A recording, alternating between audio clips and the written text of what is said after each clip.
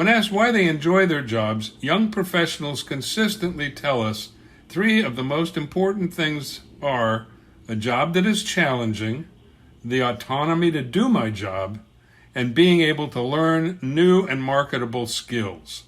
In this episode, we'll discuss ways a manager can help staff get what they're looking for in their jobs.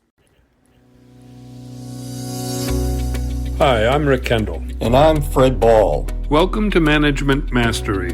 The purpose of these podcasts is to share what each of us has learned about good and bad management in our combined over 40 years of experience, both as managers and executive coaches.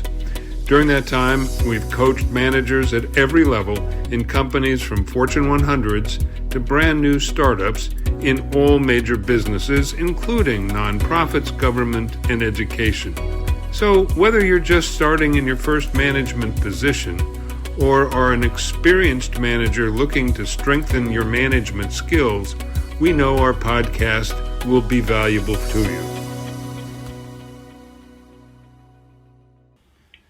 Keeping outstanding employees happy and motivated is a challenging task for any manager, and one that takes time and effort. If your staff is small, you may be able to deal with each individual, but if it's larger, you need to make sure your direct reports are working appropriately with their staff who report to them. Let's first examine what talented professionals are looking for in a job. As their manager, it is important to make sure they are learning how to perform their role successfully. This includes how to deal with some of the challenges that they will face and what they need to do in order to be successful. Focusing on the importance of being a good team member, building strong relationships with their team members and others in the organization, as well as stakeholders outside the organization.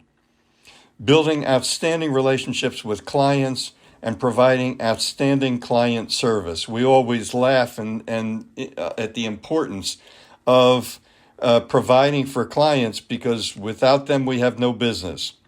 Understanding that flexibility is required in today's marketplace and helping them to be aware of how success will be measured so that they will know what to focus on. That's so important. And related to this is to ensure that they regularly receive feedback, both good and bad, about their progress. People want to feel that their voice matters, that their manager values them, and that they're empathetic, and that the manager will take the time to invest in relationships with them. So, staff place importance on the context. It's important for them to understand the why of how things should be done. With this in mind, you should be meeting on a regular schedule with your team to give feedback on goal attainment. And in addition, you need to be providing individual feedback on a regular basis, during which you discuss with each individual the next steps for their progress. And you also need to be correcting any mistakes in real time, as opposed to waiting for a performance review. This feedback needs to be done constructively and interactively, perhaps by saying, let's discuss what happened. And finally, meeting with each staff member to assess progress after the completion of a project. Rick, that correcting in real time is something that you just deal with over and over again in some manner, shape, or form in the coaching that we do. The real-time thing, there are so many things that can happen.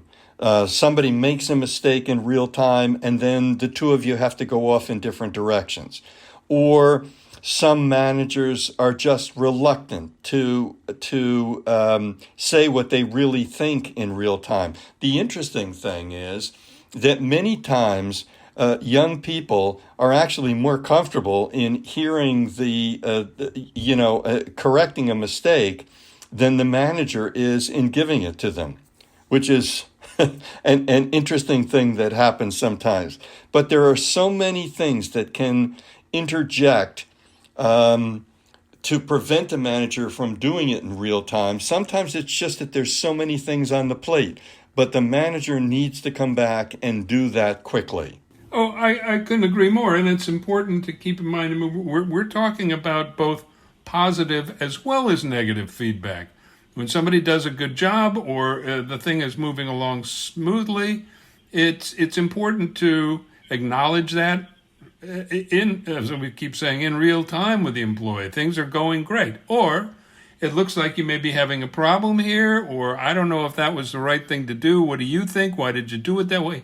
But giving that feedback as it occurs. And if you wait, then you may have 3 or 4 or 5 different things to give feedback on, and it all loses its punch. It's more awkward for everybody. So yeah, you want to do it when it happens. That's a good point about positive feedback as well. When I'm dealing, once in a while, if I'm dealing with someone who is very analytical by nature, it's tougher for them to give the positive feedback. Their response is the person was doing the job, rather than to take the time to focus and say, what did they do well? Absolutely. So now you're helping your staff to gain marketable skills. The best staff want to gain experience that increases their marketability. As you help valued staff members gain marketable skills, you might say, why would I want to do that? Won't they just get a better job somewhere else? It's always a risk, but so is not giving them the opportunity to grow. Good staff learning new skills also makes them more valuable to your customers, whether they are inside or outside clients. Either way, you and your staff members benefit. So what do you need to be doing? You need to be challenging them to learn new skills in their current position. You also need to be encouraging them to take on work with increasing difficulty and hopefully also visibility. This visibility issue is huge with successful people who are looking to move up in their careers. And once again, we come back to what we said before. If they do something well, you as the manager need to be able to give them visibility. You need to be able to talk about what they've done, and you need to be able to present that to senior management and give them credit for what they've done. Yeah, and along with that, Fred, if you hear good feedback from the outside people, as it were, you want to immediately give that feedback to the employee. So there, you give positive feedback from their visibility, telling them, you were noticed. People told me what a great job you did, etc. Absolutely. And you want to also be encouraging them to take on projects with increasing difficulty, as well as increased visibility outside the department. And you need to be showing them how to take on this more challenging work that will increase their skills and marketability. Also, try to find them opportunities to help a staff member in time of need. That also may increase their skill set while helping the teammate.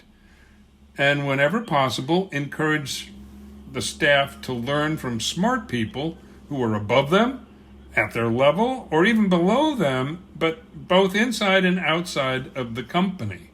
And in the same vein, to the extent you can, you need to be encouraging networking, both inside and outside the organization, by providing support to them to attend networking events, and by stressing the value of receiving career advice from a colleague who was previously in the same job, including asking about what skills were needed to move up, what do they need to learn from them, and how they prepared themselves, that is the previous people in their job, how they prepared themselves for future assignments. So learning from, if possible, from the people who have been there before them.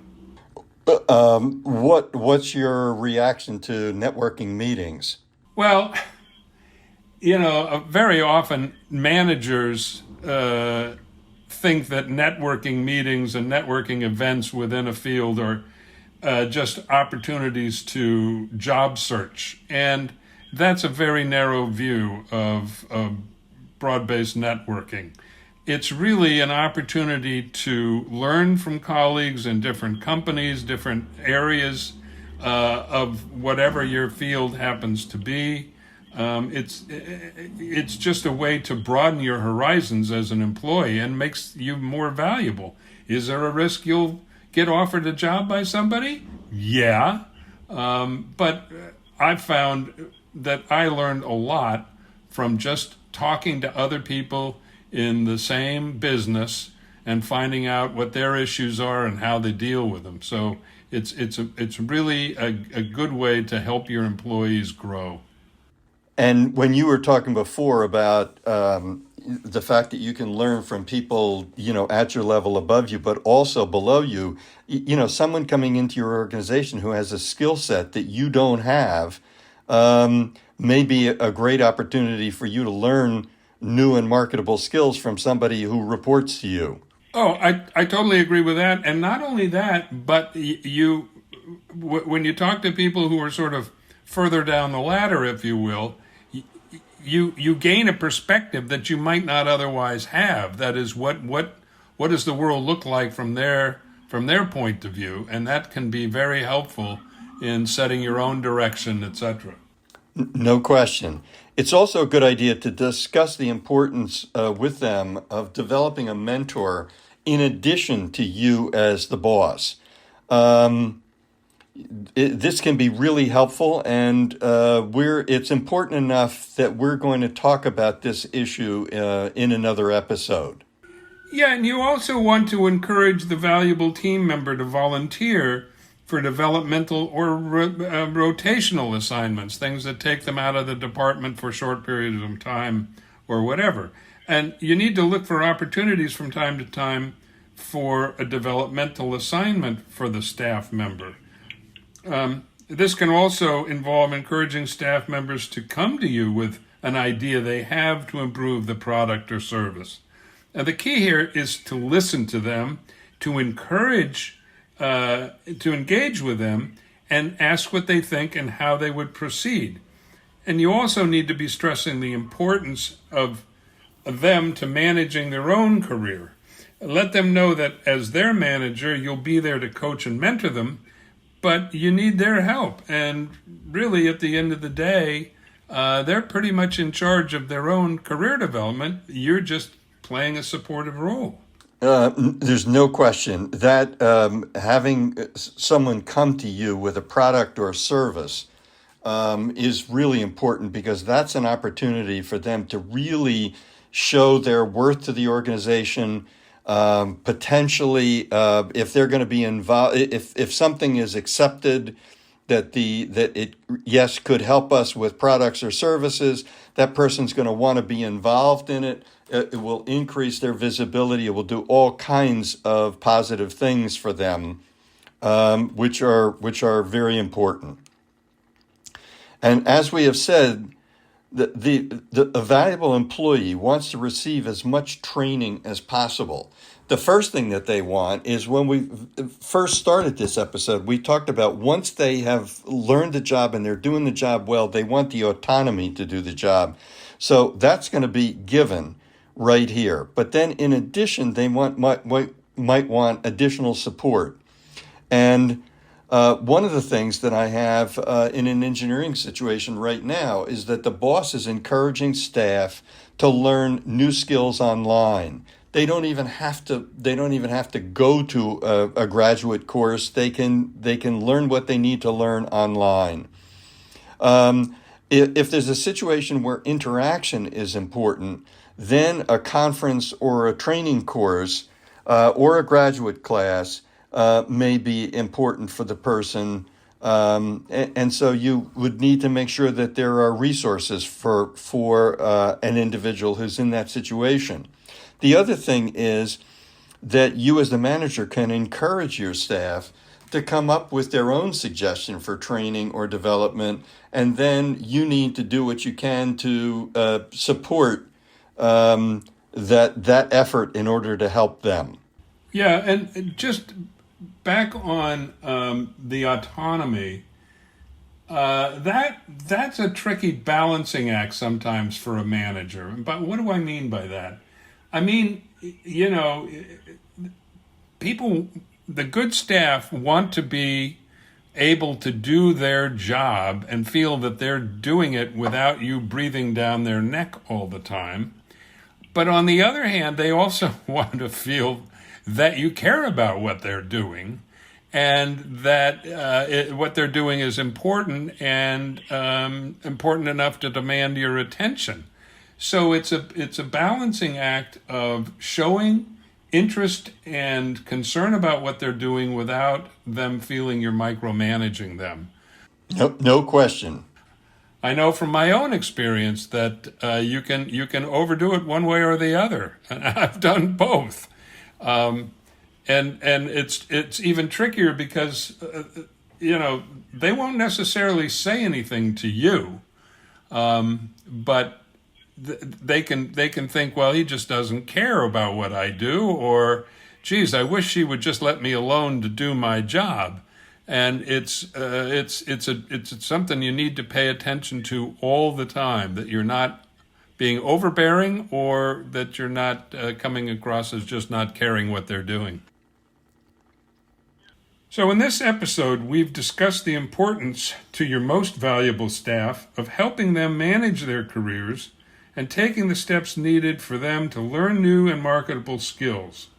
You need to let them know that you will do everything you can to coach and mentor them to achieve their goals, but at the end of the day, it's largely up to them. We hope you have found this podcast useful and will come back again for more management mastery. If you have any comments about this or any of our episodes, or would like to find out more about our other services, including one-on-one coaching and group seminars for managers, visit our website at careercoachclass.com. Thanks for listening.